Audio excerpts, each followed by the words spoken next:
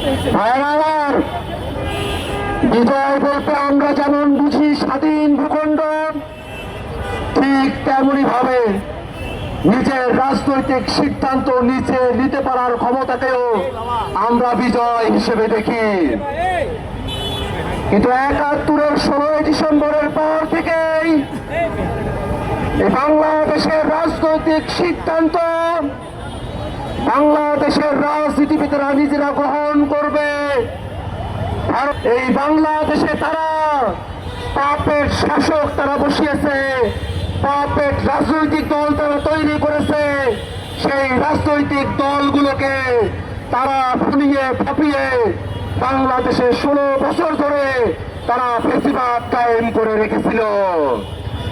২৪-এর অভ্যুত্থানের মধ্য দিয়ে বাংলাদেশের জনগণ বাংলাদেশ থেকে ওই ভারতের পাপের স্বৈরাচার শেখ হাসিনা এবং আওয়ামী লীগকে যেমন উৎখাত করেছে, তেমনি ভাবে বাংলাদেশে ঘিরে থাকা দিল্লির আধিপত্যবাদের বিরুদ্ধে বাংলাদেশের মানুষেরা তাদের উচ্চ কণ্ঠধারা জারি করেছে।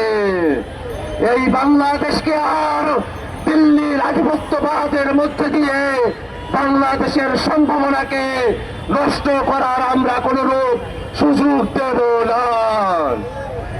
অত্যন্ত দুঃখের বিষয়, আজকে ১৬ ডিসেম্বরকে নরেন্দ্র মোদী ভারতের বিজয় দিবস হিসেবে উল্লেখ করেছে।